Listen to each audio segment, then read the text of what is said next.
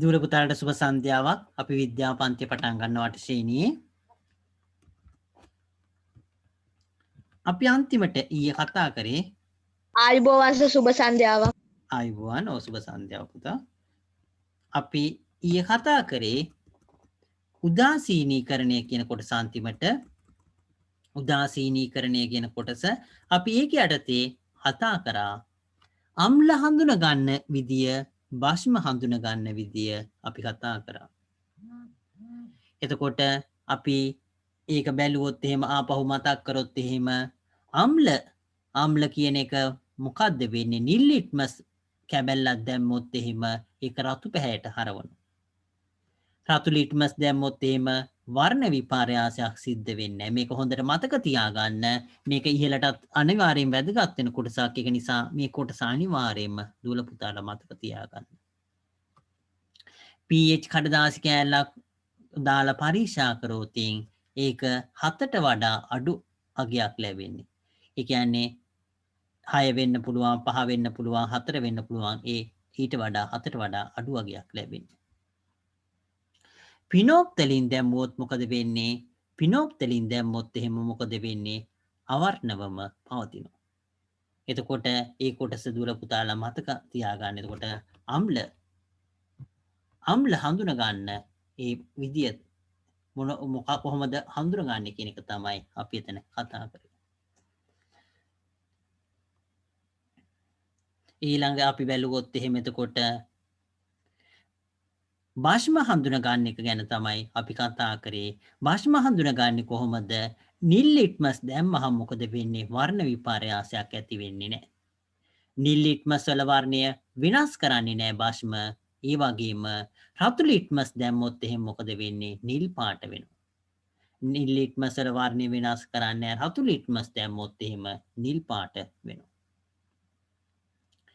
pH කඩදාසියක් දැම්මුවොත් එහෙම භාෂ්මය නම් ඒකට pH කඩදාසියක් දැම්මුවොත් එහෙම මොකද වෙන්නේ? pH අගය 7ට වැඩි වෙනවා. pH කඩදාසියක් දැම්මොත් එතකොට ඒක pH අගය කියන එක 7ට වඩා වැඩි වෙනවා. ඊළඟට පිනෝප්තලින් දැම්මුවොත් එහෙම මොකද වෙන්නේ? රෝස පාට වෙනවා. පිනෝප්තලින් දැම්මුවොත් එහෙම මොකද වෙන්නේ? රෝස පාට වෙනවා. මේ කොටස අනිවාර්යයෙන්ම දුර පුතාලා ඒක මතක තියාගන්න. ඒ භාෂ්මවලදී වෙනස් වෙන්නේ මොනවද? අම්ලවලදී වෙනස් වෙන්නේ මොනවද කියන එක ඒක ඊටාම වැදගත් වෙනවා. අපි ඊළඟ කොටස බැලුවොත් එහෙම ඊළඟ කොටස අපි බැලුවොත් එහෙම එතකොට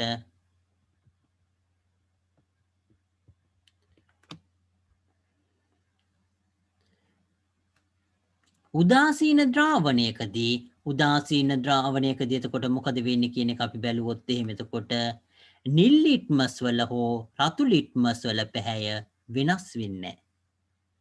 එතකොට උදාසීන ද්‍රාවණයකදී එතකොට මොකද වෙන්නේ? නිල් ලිට්මස් වලවත් රතු ලිට්මස් වලවත් පැහැය වෙනස් වෙන්නේ නැහැ.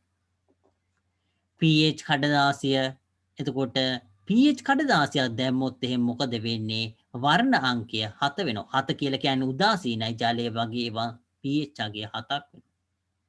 පිනෝප්තලින් දැම්මොත් එහෙම මොකද වෙන්නේ? පිනෝප්තලින් දැම්මොත් එහෙම මොකද වෙන්නේ? පිනෝප්තලින් දැම්මුවාම වර්ණ වෙනසක් ඇති වෙන්නේ නැහැ. පිනෝප්තලින් දැම්මොත් එහෙම මොකද වෙන්නේ? වර්ණ වෙනසක් ඇති වෙන්නේ නැහැ.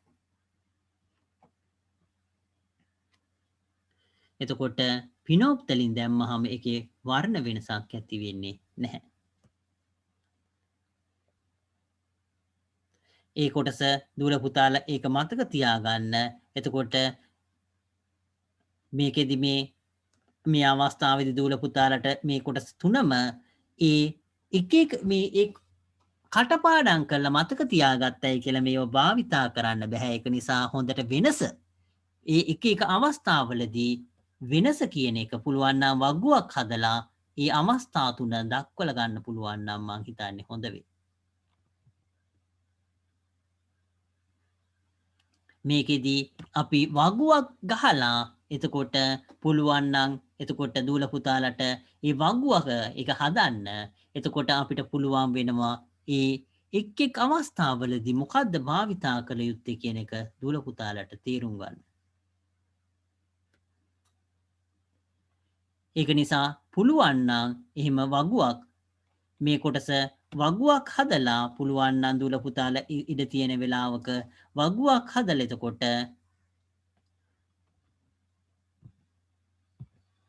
වගුවක් හදලා මෙතන එතකොට මෙතන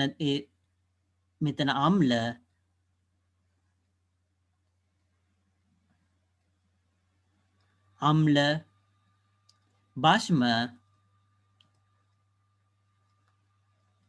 ලවණ උදාසීන ද්‍රාවණ කියන එක උදාසීන ද්‍රාවණ කියන එක එතකොට අම්ල භාෂ්ම උදාසීන ද්‍රාවණ කියන ඒ තුනට වෙන් කළා ද්‍රව්‍ය කියන එක හරිය එතකොට උදාසීන ද්‍රව්‍ය කියන එක එහෙම වෙන් කළා අපි මුලින්ම නිල් ලිට්මස් කියන එක ඊළඟට රතු ලිට්මස් කියන එක ඊළඟට pH පාත්‍ර එතකොට පිනෝප්තලීන් කියන මෙහෙම හරි ගස්සලා මේව මෙහෙම වෙන් කළා ලියා ගන්න පුළුවන් නම් මං හිතන්නේ ඒක හොඳ වේ දූල පුතාලට මොකද මේවා අතර වෙනසක් පෙන්වන්නේ දැන් දූල පුතාලා ඕනම් බලන්න පිනෝප්තලින් බලන්න පිනෝප්තලින් දැම්මවහම වර්ණ වෙනසක් ඇති වෙන්නේ නැහැ කියලා තියෙනවා උදාසීන ද්‍රාවණවල ඒ විතරක් නෙවෙයි මේ පිනෝප්තලින් දැම්මවහම වර්ණ වෙනසක් වෙන්නේ නැහැ කියලා දක්වලා තියෙනවා එතකොට අවර්ණවම පවතිනවා කියලා දක්වලා තියෙනවා කියන්නේ වෙනසක් වෙන්නේ නැහැ කියලා අම්ලවල එහෙනම් පිනෝප්තලින් කියන එක භාෂ්ම කියන එක හඳුන ගන්න විතරයි අපිට භාවිතා කරන්න පුළුවන් පිනෝප්තලින් කියන එක. pH කියන එක අම්ල කියන එකේදී පුළුවන් භාෂ්ම කියන එකේදී පුළුවන් උදාසීන ද්‍රාවණවලදී පුළුවන් pH වලින් අපිට හඳුන ගන්න අම්ලද භාෂ්මද කියන එක. රතු ලිට්මස් කියන එක රතු ලිට්මස් කියන එක එතකොට අපිට රතු ලිට්මස් වලින් එතකොට අපි රතු ලිට්මස් කියන එක නිල් වෙනෝ නම් රතු ලිට්මස් නිල් වෙනෝ නම් එතකොට ඒක භාෂ්ම වෙනවා. නිල් ලිට්මස් රතු වෙනෝ නම් ඒක අම්ල වෙනවා.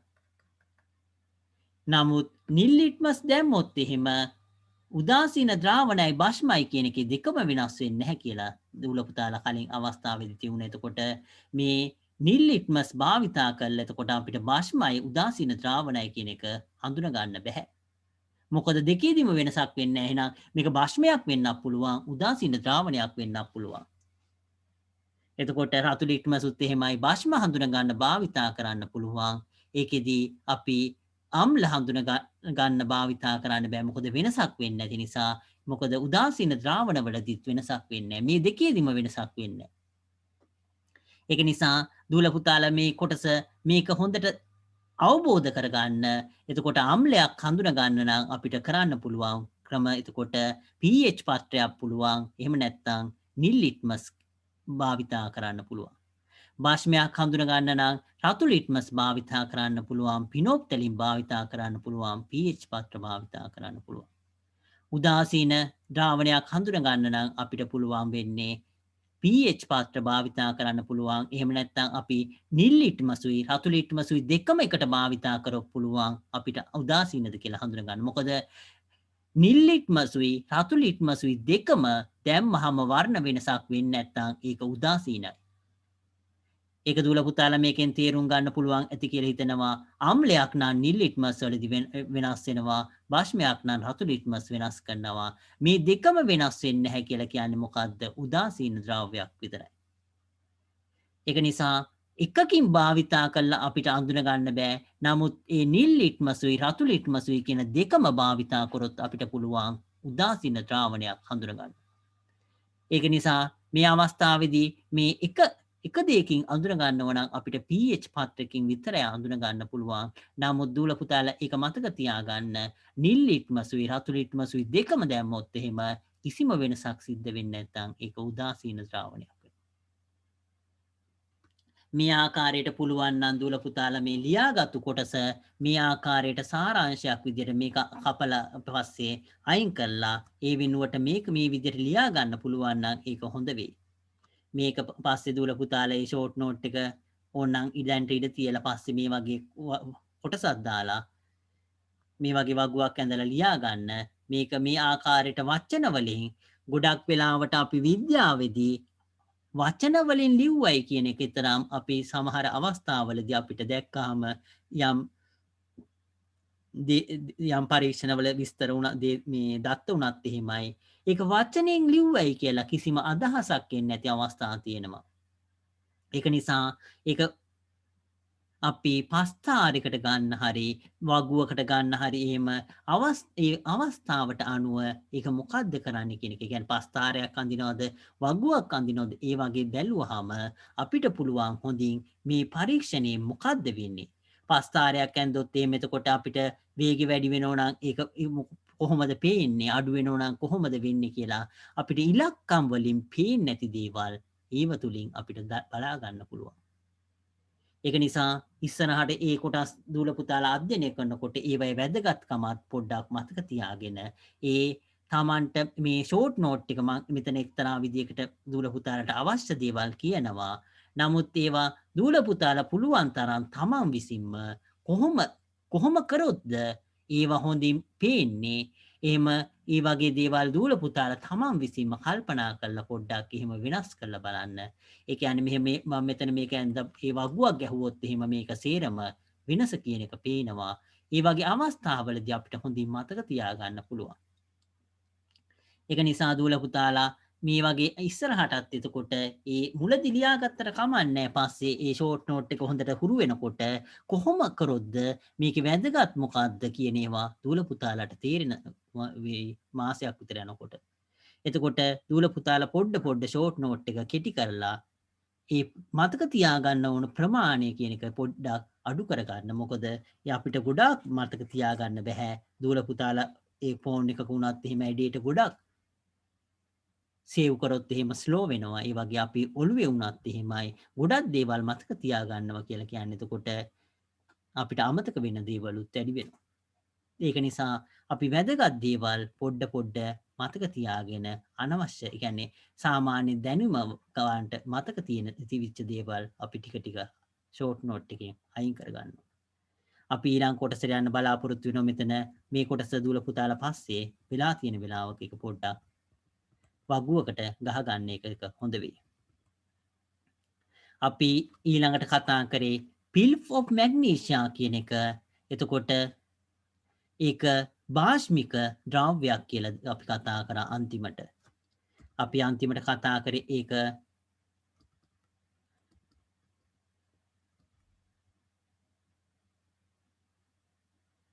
එතකොට අපි අන්තිමට කතා කරේ මිල්ක් ඔෆ් මැග්නීසියා කියන එක භාෂ්මික ද්‍රාවණයක් කියන එක කතා කරා.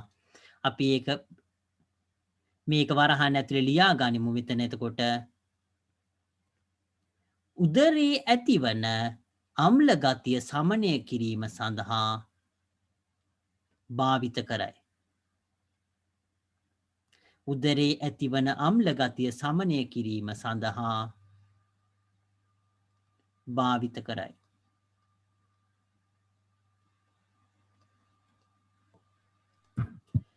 උදරයේ ඇතිවන අම්ල ගතිය සමනය කිරීම සඳහා භාවිත කරයි කියලා මතක තියාගන්න. එතකොට මිල්ක් ඔෆ් මැග්නීසියා කියන එක එතකොට භාෂ්මික ද්‍රව්‍යයක්. එතකොට ඒක උදරයේ තියෙන අම්ල ගතිය සමනය කරන්න භාවිත කරනවා.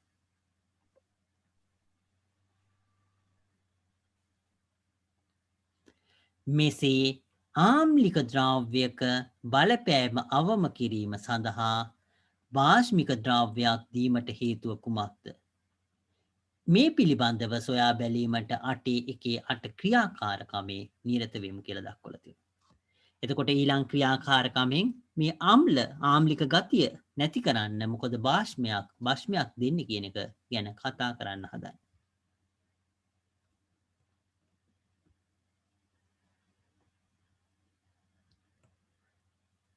අපි ඒක ගැන කතා කරන්න බලාපොරොත්තු වෙනවා. මුලින්ම මේ කොටසේ තියෙන කොටස බැලුවොත් එහෙම මේකේ තියෙන කොටස අපි මුලින්ම බැලුවොත් එහෙම එතකොට ක්‍රියාකාරකම 8 කියන එක බැලුවොත් එහෙම බීකරයක් බින්දු පිපෙට්ටුවක් තනුක සෝඩියම් හයිඩ්‍රොක්සයිඩ් ද්‍රාවණය තනුක හයිඩ්‍රොක්ලෝරික් අම්ලය පිනොප්තලින් කියන මේ කොටස් අවශ්‍ය කියලා දක්වලා තියෙනවා.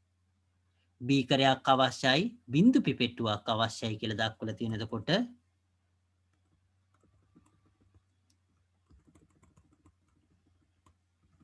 මේක දක්වලා නැහැ. එතකොට පිපෙට්ටුව කියන එක අපි ඒක බැලුවොත් එහෙම බින්දු පිපෙට්ටුවක් තනුක සෝඩියම් හයිඩ්‍රොක්සයිඩ් ද්‍රාවණය තනුක හයිඩ්‍රොක්ලෝරික් ආම්ලය පිනොප්තලින් කියන කොටස් මේ සර් ඔව් සර් මේ බින්දු පිපෙට්ටුවක් කියන්නේ මොකද්ද? පිපෙට්ටුව කියලා කියන්නේ මේ වගේ චුට්ටක් මම අඳින්නම් යම් දලා දහසක් ගන්න දුර පුතාලට පිපෙට්ටුව කියලා කියන්නේ මැද ටිකක් මහතට තිවිලා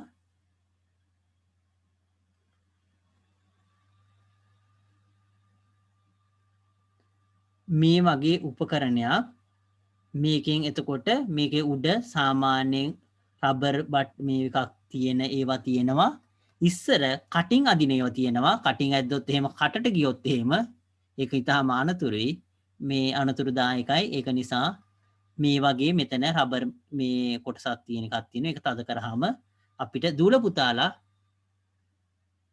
ඉන්ජෙක්ෂන් කටුව නෙවෙයි ඒ බෙහෙත් එහෙම දෙන්න පොඩි ළමයින්ට බෙහෙත් එහෙම දෙන්න භාවිතා කරනවා මේ පිපෙට්ටුව කියන එක පොඩි ප්ලාස්ටික් කොටස් තියෙනවා සමහරලාට මේ මෙතන අපි වාජනයක් තියෙනවා නම් මේකේ මෙහෙම වතුර එහෙම මොනවා හරි දෙයක් තියෙනවා නම් මෙතන පොඩි සිදුරක් තියෙනවා අපි මේක අපි තද කරලා මුලින්ම මේක ඇතුලේ තියෙන වාතය මේකේ මෙහෙම ක්‍රමාංකණය කරලා තියෙන්නේ එතකොට මේකේ තියෙන මේ වාතය ටික අයින් කරනවා අයින් කළා මේක මේ වාජනයට දාලා ටික වාතය පිරෙන්න මේ ඒක බුරුල් කරාම මේක තුලට මේ දියරය ඇතුල් වෙනවා මේකේ තියෙන මේ දියරය කියන එක මේක තුලට මෙහෙම ටික ඇතුල් වෙනවා මේක මුලින් මේක ඇතුළත රික්තයක් හදනවා අපි මේක තද කළා රික්තයක් හදලා දූල පුතාලට ලේසියම කිව්වොත් එහෙම ප්ලාස්ටික් බෝතලයක් අරගෙන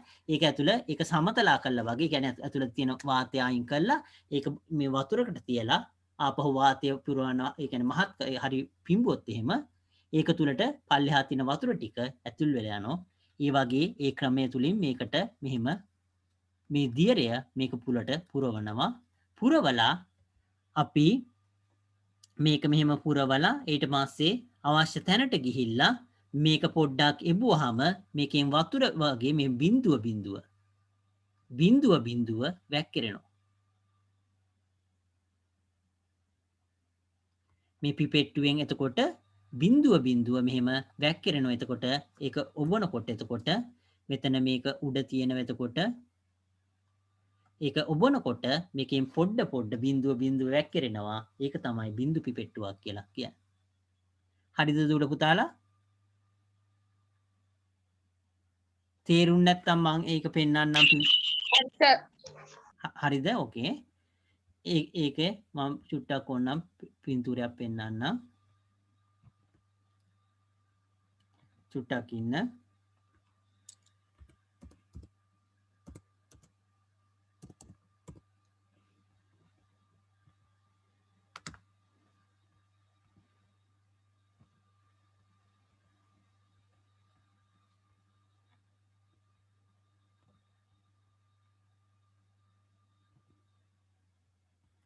දූල පුතාලට මේක පේනවද?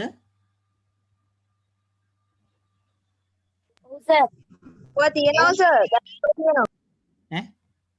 සර් ඕකම අපි දැකලා තියෙනවා සර්. ඕකේ හරි.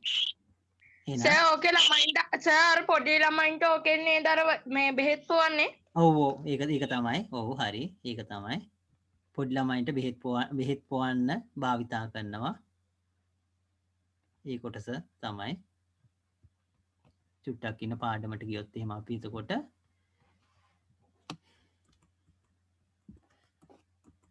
අපි ඊළඟට ආපහු මේ පාඩමට ආවොත් එහෙම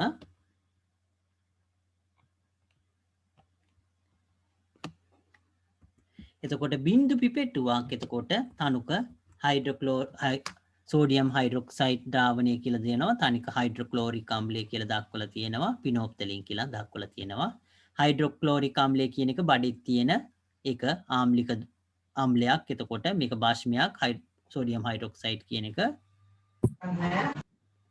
අපි මේක බැලුවොත් එහෙම එතකොට අපි මේ කොටස බැලුවොත් එහෙම එතකොට මේක කියන කොටසේ බීකරයකට තනුක සෝඩියම් හයිඩ්‍රොක්සයිඩ් ද්‍රාවණයෙන් 10 මිල්ලීට එක් කරන්න. එතකොට මේ බීකරයකට එක බීකරයක් අරගෙන එතකොට බීකරයකට එතකොට තනුක සෝඩියම් හයිඩ්‍රොක්සයිඩ් ද්‍රාවණයෙන් මිල්ලීට 10ක් එක්කහු කරන්න කියලා දක්වලා තියෙනවා. එයට පිනෝප්තලෙන් බින්දු කිහිපයක් එකතු කරන්න. එතකොට පිනෝප්තලෙන් එක්කහු කරන්නේ මේ අවස්ථාවේදී භාෂ්මයකට මොකද වෙන්නේ කියලා දුල පුතාලා දන්නවා. කලින් අවස්ථාවේදී එතකොට වර්ණය රෝස පාට වෙනවා කියලා තියුණා. ඉන්පසුව බින්දු පිපෙට්ටුවක් මගින් තනුක හයිඩ්‍රොක්ලෝරික් අම්ලය ටිකෙන් ටික එයට එකතු කරන්න. ද්‍රාවණයේ වර්ණ විපර්යාසය නිරීක්ෂණය කරන්න. එතකොට මේ අවස්ථාවේදී එතකොට 10 මිලිලීටර් මේ සෝඩියම් හයිඩ්‍රොක්සයිඩ් ද්‍රාවණය ගත්තා. ඊට පස්සේ ඒකට පිනෝප්තලින් එක්කහු කරා. එතකොට ඒකේ වර්ණය මොකද වෙන්නේ කියන එක එතකොට වර්ණය වෙනස් වෙනවා. වර්ණය වෙනස් වෙලා එතකොට භාෂ්මයක් නිසා ඒක වර්ණය අපිට රෝස පාටින් දැක් ගන්න පුළුවන්. ඊට පස්සේ අපි ඒකට අම්ල මේ තනුක හයිඩ්‍රොක්ලෝරික් අම්ලය කියන එක බින්දු පිපෙට්ටුවෙන් බින්දුව එක්කහු කරනවා. ඒ බින්දුව එක්කහු කරනකොට එතකොට මේක මේ භාෂ්මයයි අම්ලයයි ප්‍රතික්‍රියා කළා. එතකොට මොකද වෙන්නේ කියන එක තමයි එතකොට ඉස්සරහට කතා කරන්නේ. උදාසීන වෙනවා කියන එක ඉස්සරහට කතා කරනවා. ඒකට අනුව එතකොට මේකේ වර්ණයත් ඒකට අනුව වෙනස් වෙනවා. ඒ ද්‍රාවණයේ වර්ණය කියන එකත් ඊට අනුව වෙනස් වෙනවා. එතකොට ඒ ද්‍රාවණයේ වර්ණය කියන එක අපිට හොඳින් වෙනස් වෙනවා කියන එක දක්වන්න පුළුවන්. එතකොට අම්ලය එකතු කිරීමත් සමගම ද්‍රාවණයේ රෝස පැහැය ටිකෙන් ටික අඩු වී එක්තරා අවස්ථාවකදී අවර්ණ වෙනවා. මින් පැහැදිලි වන්නේ භස්මයට අම්ලයක් එකතු කරන විට භස්මයේ භාෂ්මික ගුණය ක්‍රමයෙන් නැති වී යන බවයි. එතකොට මේ කොටස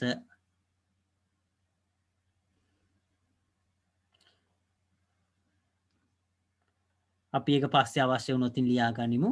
දැන්ට අපි මේ පල්ලෙහා කොටස බැලුවොත් එහෙම පිනෝප්තලින් බින්දු කිහිපයක් දැමු සෝඩියම් හයිඩ්‍රොක්සයිඩ් ද්‍රාවණය මේ දක්වලා තියෙන රෝස පාට වෙනවා කියන එක අම්ල එකතු කිරීම නිසා තරමක් දුරට උදාසීනීකරණය වී ඇති කියලා දක්වන B කියන එක. ඒ කියන්නේ රෝස පාට තිවිච්ච ප්‍රමාණයට වඩා අඩු වෙලා. C කියන එක බැලුවොත් එහෙම මේක සම්පූර්ණයෙන් මේක උදාසීන කියන්නේ අවර්ණ වෙලා කියන එක උදාසීනකරණය වෙලා තියෙනවා. අපි ඊළඟ කොටස බැලුවොත් එහෙම එතකොට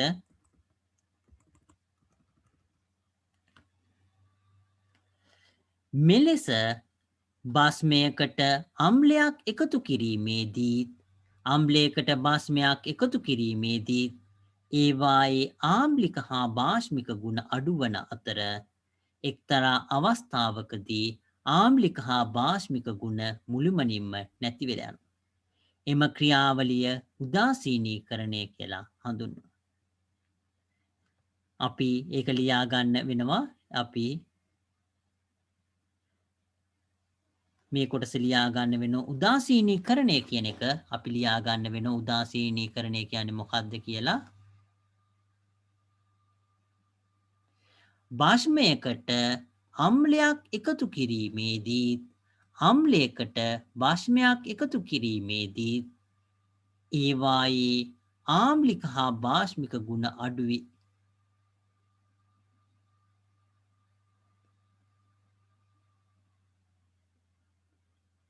චුට්ටක් ඉන්න අඩු වී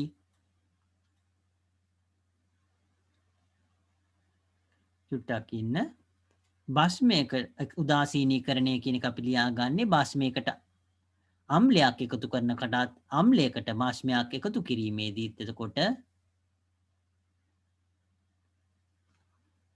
මේක ලියාගත්තත් නැතක් කමන්නේ. ඒක වැඩක් දුර පුතාලා ලියාගත්තක් කමන්නේ නැතක් කමන්නේ. එක්තරා අවස්ථාවකදී ආම්ලික හා භාෂ්මික ගුණ මුළුමනින්ම නැති වී යාම කියලා ලියාගන්න.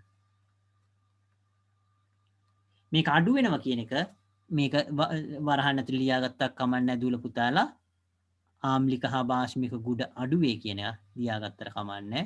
කැමති නම්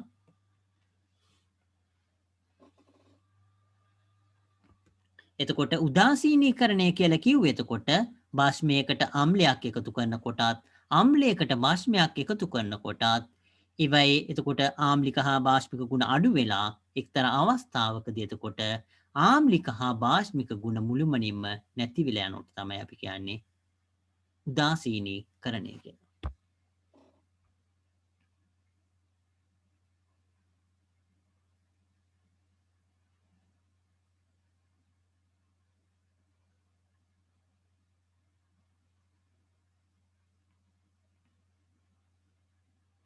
උදාසීනීකරණය කියලා කියන්නේ එතකොට භාෂ්මයකට අම්ලයක් එකතු කරනකොටත් අම්ලයකට භාෂ්මයක් එකතු කරනකොටත් එක්තරා අවස්ථාවකදී එතකොට ආම්ලික හා භාෂ්මික ගුණ මුළුමනින්ම නැති වී යන අවස්ථාව එතකොට.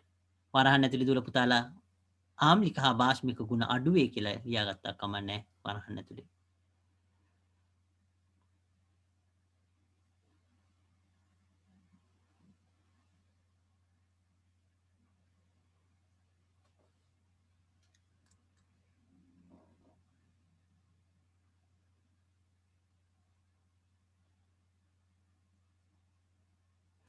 දුර පුතාලා ලියාගෙන ඉවර නම් අපි ඊළඟ කොටසට යන්න බලාපොරොත්තු වෙනවා. අපි මේ කොටස ඊළඟ බැලුවොත් එහෙම හරි ඕකේ.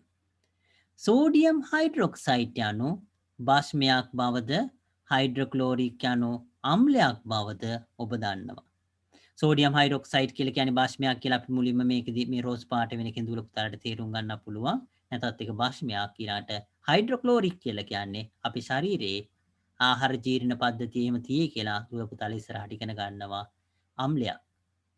එතකොට මේ දෙවර්ගය ප්‍රතික්‍රියා කරන විට සෑදෙන්නේ සෝඩියම් ක්ලෝරයිඩ් හා ජලය යන උදාසීන ද්‍රව්‍ය කියලා දක්වනවා. එතකොට අපි මෙතන ඉස්සරහට ලියා ගන්න බලාපොරොත්තු වෙනවා උදාසීනය කියලා. උදාසීන මේ කොටස.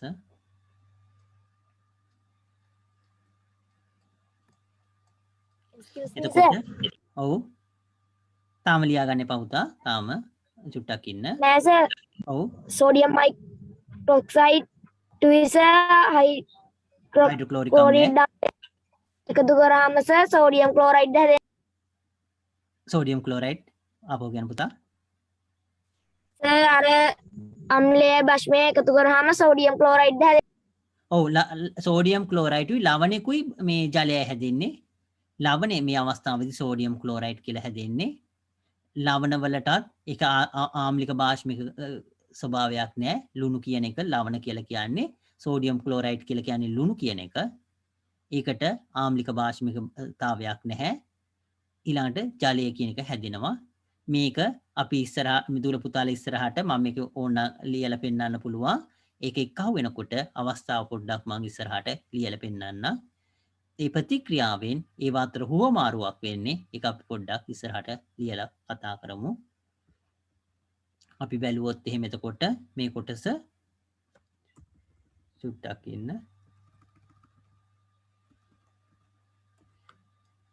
අපි ආපහු බැලුවොත් එහෙම එතකොට මෙතෙන්දී එතකොට උදාසීන වෙනවා කියලා කතා කර එතකොට මෙම අම්ලය හා භාෂ්ම අතර ප්‍රතික්‍රියාව රසායනික ප්‍රතික්‍රියාවක්. එය උදාසීනීකරණ ප්‍රතික්‍රියාවක් ලෙසද හැඳින්වෙනවා. එම ප්‍රතික්‍රියා පහත දැක්වෙන ආකාරයට දක්වන්න පුළුවන් කියලා දක්වලා තියෙනවා. එතකොට උදාසීනීකරණ ප්‍රතික්‍රියා කියලා කියන්නේ එකත් ලියා ගනිමු අපි එතකොට චුට්ටක් ඉන්න.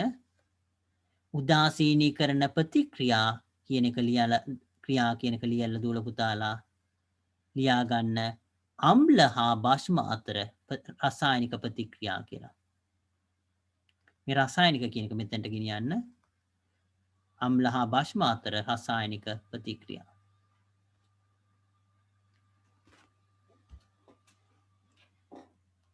අම්ල හා භාෂ්ම අතර රසායනික ප්‍රතික්‍රියා තමයි උදාසීනීකරණ ප්‍රතික්‍රියා කියලා කියන්නේ. මේ අවස්ථාවේදී මේ සෝඩියම් ක්ලෝරයිඩ් කියන එක ලියා ගන්න අවශ්‍ය නැහැ.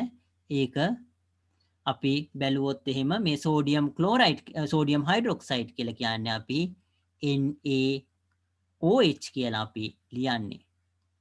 ඒකට හයිඩ්‍රොක්ලෝරික් කියලා කියන්නේ HCl කියලා අපි ලියන්නේ. මේ අවස්ථාවේදී මේකෙදී මේවා අපි ජලයේ මේවා ද්‍රව විදියට තියෙන ද්‍රාවණ විදියට තියෙනකොට මේක මේ කොටස් දෙක කැඩෙනවා මම ඒක ලියන්නම් වෙන පාටකින්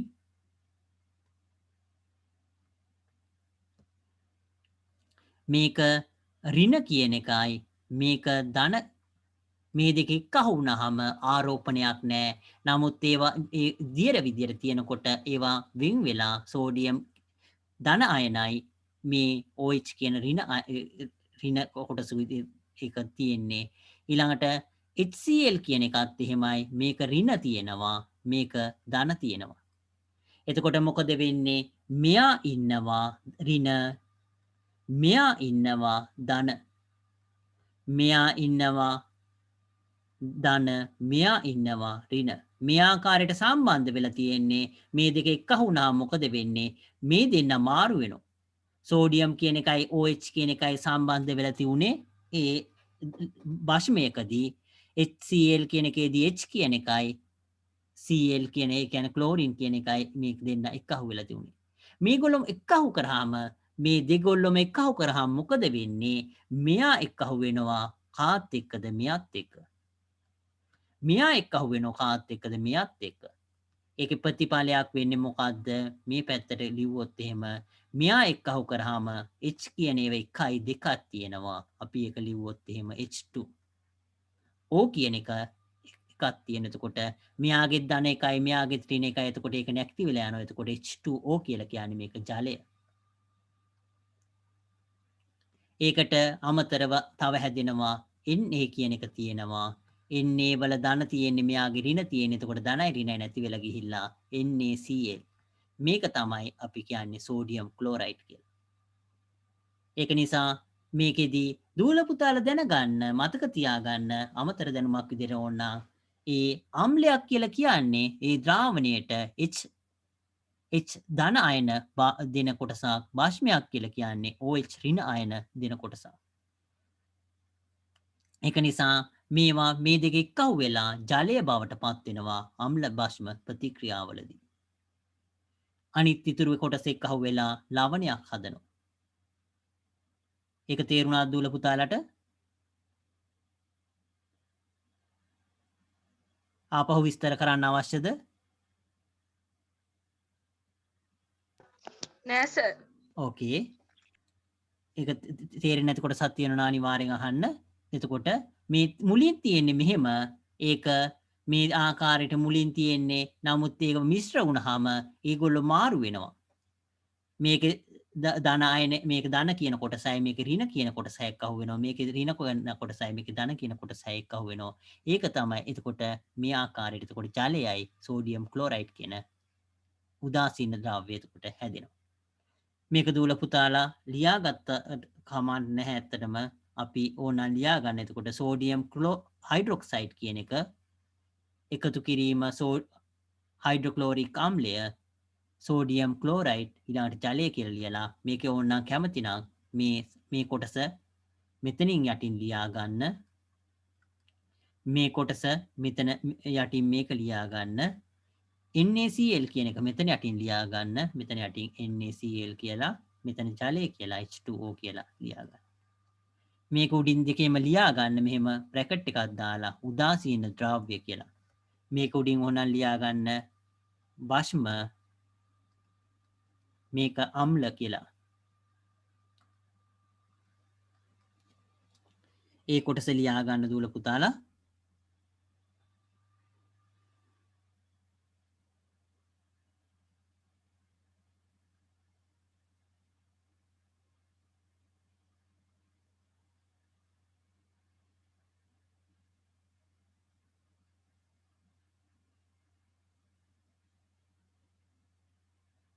ලියාගෙන ඉවර වෙලා කියන්න ඒ කොටස.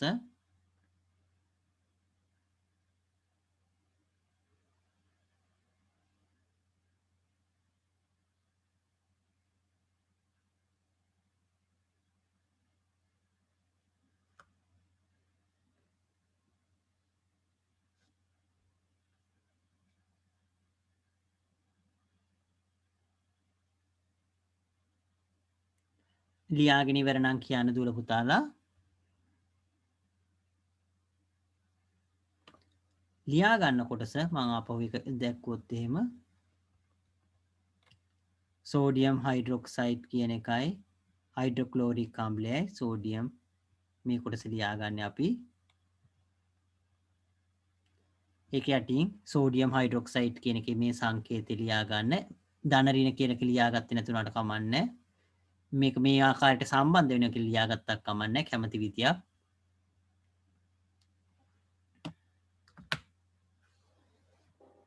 උඩින් අම්ල භස්ම අම්ල කියන එක ලියා ගන්න අනිවාර්යයෙන්ම. ඊළඟට උදාසීන ද්‍රව්‍ය කියන එක.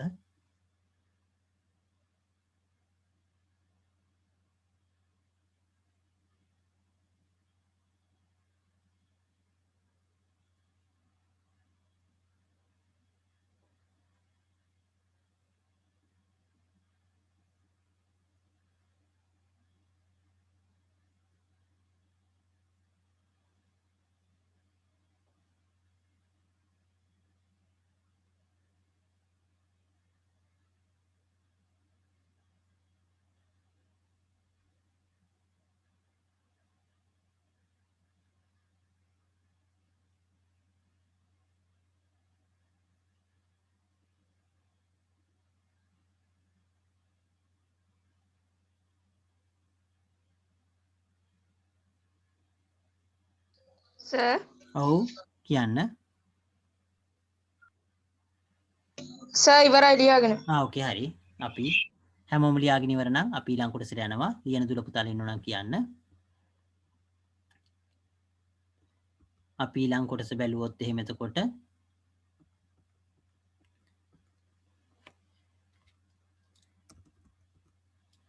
මේ කොටස පල්ලෙහා කොටස අපි කතා කරන්නේ ඊළඟට.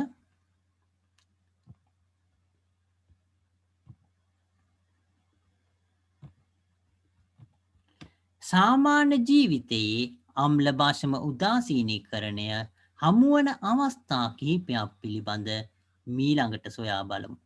එතකොට සාමාන්‍ය ජීවිතයේදී එතකොට අම්ල භාෂම උදාසීනීකරණය කරන අවස්ථා ගැන සොයා බලනවා කියන එක තමයි දක්වලා තියෙන්නේ. ආමාශයේ අම්ල ගතිය වැඩි වූ විට මිල්ක් ඔෆ් මැග්නීසියා පාලනය කරනු ලැබේ. මිල්ක් ඔෆ් මැග්නීසියා යනු මැග්නීසියම් හයිඩ්‍රොක්සයිඩ් නැමැති භස්මය. මේවා ලොකුවට දුවල පුතාලා යම් තාදුරට මේක මතක තියාගන්න එක වැදගත් වෙනවා. අපි ඒක ඉස්සරහට ලියන්න බලාපොරොත්තු වෙනවා. මෙම භස්මය මගින් ආමාශයේ වැඩිපුර ඇති හයිඩ්‍රොක්ලෝරික් අම්ලය උදාසීනය වීම සිදුවේ. මීමැස්සන් දෂ්ට කළ විට හුණු ආලේප කිරීමෙන් වේදනාව පහව යනවා. මීමැස්සන් දෂ්ට කළ විට සමට ඇතුළු වන විෂ ආම්ලිකයි. හුණු යනු භස්මයක්. එමගින් අම්ලය උදාසීනීකරණය වෙනෝ කියලා දක්වනවා. වේදනාව පහ යන්නේ එබැවින් කියලා දක්වනවා. දෙබරුම් දෂ්ට කළ විට ඇතුළු වන විෂ භාෂ්මිකයි. එබැවින් විනාකිරි හෝ දෙහියුෂ වැනි ආම්ලික ද්‍රව්‍යයක් ආලේප කිරීමෙන් එම විෂ උදාසීනී වී වේදනාව පහ වෙනවා. ආම්ලික පසට හුණු යොදනු ලැබේ කියලා දක්වනවා. හුණු භාෂ්මික ද්‍රව්‍යයක් කියලා දක්වනවා. මේ කොටසේ තියෙන දේවල් ඉතාම වැදගත් කොටසක් මේක තියෙනවා. අපි මේ කොටසේ අපි මේක ලියා ගන්න බලාපොරොත්තු වෙනවා. අපි එතකොට සාමාන්‍ය ජීවිතයේ අම්ල භාෂම උදාසීනීකරණය භාවිතා කිරීම කියලා. සාමාන්‍ය ජීවිතයේ අම්ල භාෂම උදාසීනීකරණය භාවිත කියලා හරි කමන්නේ. සාමාන්‍ය ජීවිතයේ අම්ල භාෂම උදාසීනීකරණය කියන එක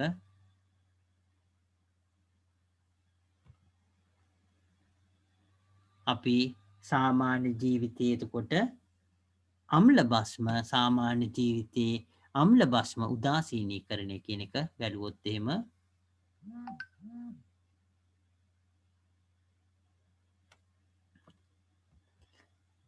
අපි බැලුවොත් එහෙම සාමාන්‍ය ජීවිතයේ අම්ල භස්ම උදාසීනීකරණය කියලා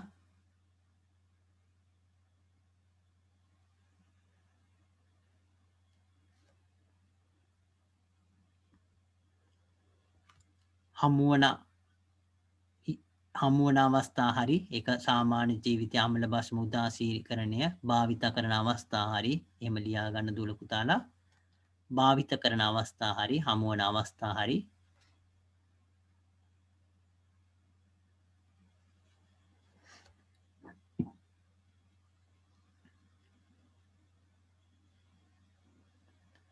අපි එක බැලුවොත් එහෙම එතකොට පළවෙනි එක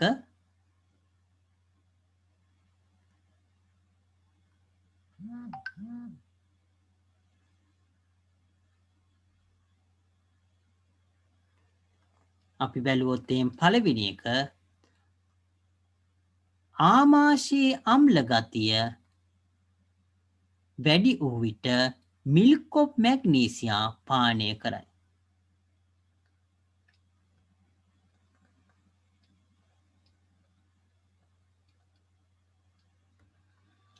ආමාශයේ අම්ල ගතිය වැඩි වූ විට මිල්ක් ඔෆ් මැග්නීසියා පානය කරයි.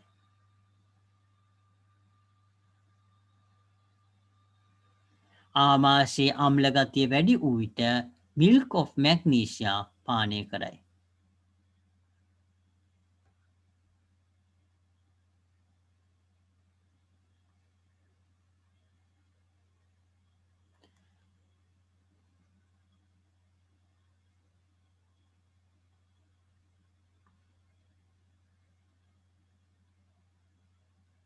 එක දූල පුතාලා මම මෙතන ලියන්නේ නැහැ නමුත් දූල පුතාලා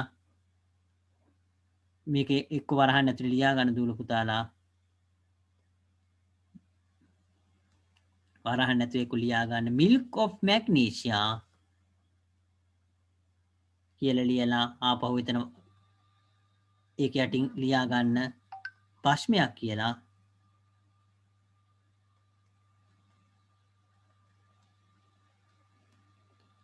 milk of magnesia කියලා ලියලා භස්ම කියලා ලියලා ඉරිතලයක් දාලා milk of magnesia මගින්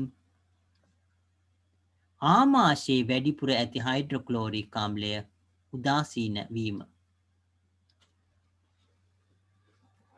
ආමාශයේ අම්ල ගතිය වැඩි වූ විට milk of magnesia පානය කරයි කියලා දක්වනවා. එතකොට milk of magnesia මගින් ආමාශයේ වැඩිපුර ඇති හයිඩ්‍රොක්ලෝරික් ආම්ලය උදාසීනීකරණය කරයි හරි වීම හරි කියලා දක්වන්න. දූල පුතාල වුණත් හරියට ඒ නියමිත වෙලාවකදී ආහාර ගන්නව නම් ඒ ශරීරයේ අම්ල ගතිය කියන එක තරම් ප්‍රශ්නයක් වෙන්නේ නැහැ. ආහාර ගන්න නැතුව ඉන්න වෙලාව එහෙම නැත්නම් වතුර කියන එක වැදගත් වෙනවා. වතුර වලින් තනුක කරනවා අම්ල කියන එක. ඒක නිසා වතුර බොන එක ඒ වගේම නියමිත වෙලාවට මොන හරි කන කියන එක වැදගත් වෙනවා. ඒ කෑවේ නැතත් වතුර කියන එක ඊටාම වැදගත් වෙනවා. ආහාර දිරවන්න ඒ ශරීරයේ අම්ල එන්නේ ඒක නිසා පුළුවන් තරම් එක වෙලාවකට නිශ්චිත වෙලාවකදී ආහාර ගන්න කියන එක ඊටාම වැදගත් වෙනවා.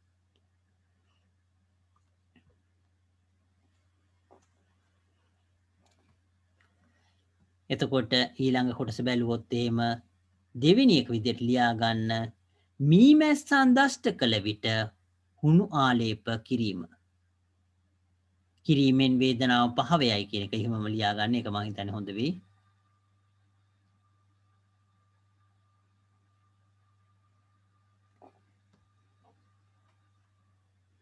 ඒකේ ලියා ගන්න වරහන් ඇතුලේ දූල පුතාලා මීමැසි විස කියලා ලියා ගන්න එක හොඳ වෙයි. ආම්ලිකය කියලා. මීමැසි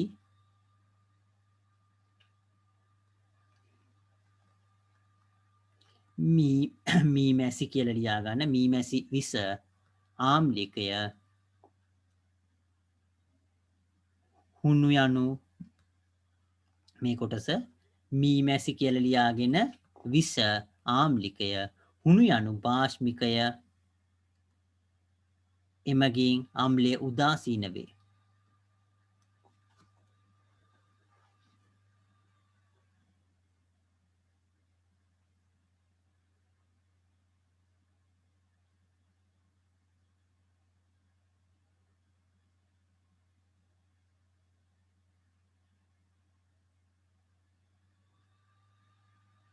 මීමැස්සම් දෂ්ට කරාම එතකොට හුණු ආලේප කිරීමෙන් වේදනාව පහව යනවා කියන එක.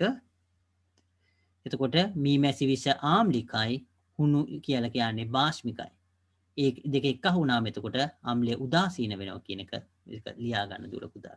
මේ කොටස් වැදගත් කොටස් ඇත්තටම එදිනදා ජීවිතේදී අපි භාවිතා වෙන දේවල්.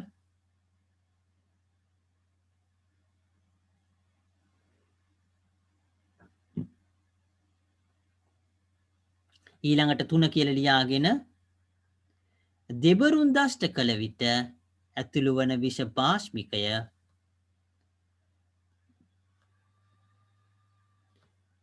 එහෙම ලියාගත්තොත් එහෙම එම එබැවින් විනාකිරි හෝ දෙහියුෂ වැනි ආම්ලික ද්‍රව්‍යයක් විනාකිරි හෝ දෙහියුෂ වැනි ආම්ලික ද්‍රව්‍යයක් ආලේප කිරීමෙන් එම විෂ උදාසීන වේ. මෙහෙම ලියා ගන්න උදාසීන වී වේදනාව පහව යයි කියලා එහෙම ලියා ගන්න. කාලයත් එක්ක මේක අනවශ්‍ය කොටස් ටික දුල පුතාලා කපලා දාන්න. මේක අපි අද මෙහෙමම ලියා ගත්තා. ඒකේ අනවශ්‍ය කොටස් ටික කාලයත් එක්ක කපලා දාන්න.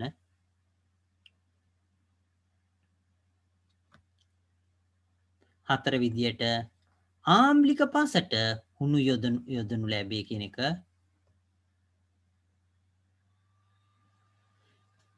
යෙදීම කියලා දාගත්තා කමන්නේ. පස්සේ ඒක කාලයත් එක්ක දුර පුතාලා කෙටි කරගන්න. ආම්ලික පසට හුණු යොදනු ලැබේ හුණු භාෂ්මික ද්‍රව්‍යයක් බැවින් පසේ ආම්ලික තත්ත්වය අඩු කෙරේ.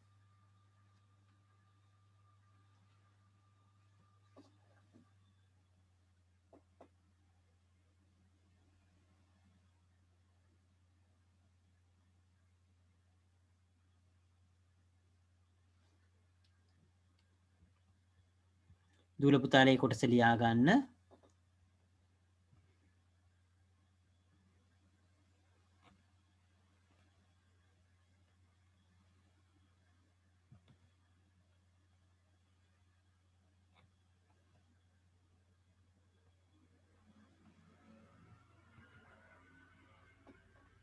චුට්ටක් ඉන්න දුල පුතාලා.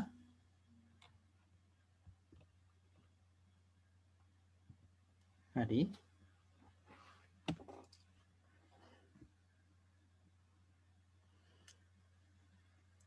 මේක ලියාගෙන ඉවර නම් කියන්න.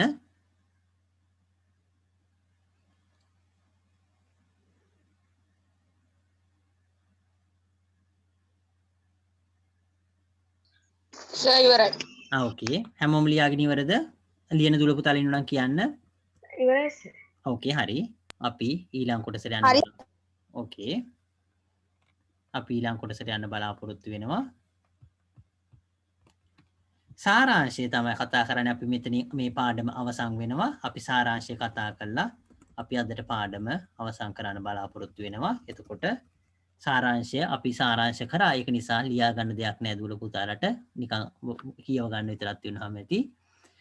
පදාර්ථයේ සිදුවන විපර්යාස භෞතික විපර්යාස හා රසායනික විපර්යාස වනුවෙන් වර්ග දෙකකට වෙන් වෙනවා. යම් පදාර්ථයක පවතින ස්වභාවය වෙනසකට ලක් වුවද එම පදාර්ථයේ සංයුතිය වෙනසකට ලක් නොවන අන්දමේ විපර්යාස භෞතික විපර්යාස කියනවා. යම් පදාර්ථයක සංයුතිය වෙනස් වී නව ද්‍රව්‍ය සෑදීමක් සිදුවන අන්දමේ විපර්යාස අපි රසායනික විපර්යාස කියලා කියනවා. යකඩ මල බැඳීම, ලෝහ විඛාදනය වීම, දහනය, උදාසීනීකරණය රසායනික විපර්යාස වලට නිදසුන් වෙනවා. විලයනය, වාෂ්පීකරණය, වෘද්ධවපාතනය, ඝනීභවනය හා හිමායනය වැනි විපර්යාස භෞතික විපර්යාස වෙනවා. තාප විපර්යාසයක් සිදුවීම, වායුවක් පිටවීම, අවක්ෂේපයක් සෑදීම, වර්ණ විපර්යාස සිදුවීම හා උෂ්ණත්වය වෙනස් වීම යනු සාක්ෂය එකක් හෝ කිහිපයක් මගින් රසායනික ප්‍රතික්‍රියාවක් සිදුවී ඇති බව දැනගන්න පුළුවන්. ප්‍රතික්‍රියාවට සහභාගී වන ද්‍රව්‍ය ප්‍රතික්‍රියක වන අතර එහිදී සෑදෙන ද්‍රව්‍ය පළ වෙනවා. රසායනික ප්‍රතික්‍රියාවලදී සමස්ත ස්කන්ධය වෙනස් වෙන්නේ නැහැ. එනම් ප්‍රතික්‍රියාවට සහභාගී වූ ප්‍රතික්‍රියකවල ස්කන්ධය ප්‍රතික්‍රියාවට පසු සෑදෙන ඵලවල ස්කන්ධයට සමාන වෙනවා. අපි බැලුවොත් එහෙම ඊළඟට ග්‍රාහ්‍ය ද්‍රව්‍ය ඔක්සිජන් සමග ප්‍රතික්‍රියා කිරීම දහනය කියලා කියනවා. බොහෝ ඉන්ධන පූර්ණ දහනයකට භාජනය වීමේදී කාබන් ඩයොක්සයිඩ් හා ජලය ලැබෙනවා. අසම්පූර්ණ දහනයේදී කාබන් ඩයොක්සයිඩ් හා ජලයට අමතරව නොදැවුණු කාබන් හා කාබන් මොනොක්සයිඩ් කියන එක සෑදෙනවා. පූර්ණ දහනයේදී නිපද වෙන තාප ප්‍රමාණය අර්ධ දහනයේදී නිපද වෙන තාප ප්‍රමාණයට සාපේක්ෂව ඉහළයි. යකඩ මල බැඳීම සඳහා ඔක්සිජන් සහ ජලය අවශ්‍ය වේ. තීන්ත ආලේප කිරීම, ගැල්වනයිස් කිරීම, ග්‍රීස් ආලේප කිරීම වැනි ක්‍රම මගින් මල බැඳීම වළක්වන්න පුළුවන්. අම්ලයක් හා භාෂ්මයක් එකිනෙක සම්පූර්ණයෙන් ප්‍රතික්‍රියා කළ විට අම්ලයේ ආම්ලික ගුණ හා භාෂ්මයේ භාෂ්මික ගුණ නැති වෙනවා. අම්ල හා භාෂ්ම අතර රසායනික ප්‍රතික්‍රියා උදාසීනීකරණ ප්‍රතික්‍රියා කියලා කියනවා. අපි මෙතන නිකන් කියෙව්වා ඒ කොටස අපි කලින් සේරම සාකච්ඡා කරලා තියෙන්නේ දූල පුතාලා ෂෝට් නෝට් එකේ ඒක හරියට කියව ගත්තාම මේකේ තියෙන කොටස් සම්පූර්ණයෙන්ම අපි කතා කරලා තියෙන ෂෝට් නෝට් එකේ තියෙනවා. මේ කොටස් ඒක දූල පුතාලා හොඳින් තේරුම් ගන්න බලන්න අපි මෙතනින් මේ පාඩම අවසන් කරන්න බලාපොරොත්තු වෙනවා. දූල පුතාලට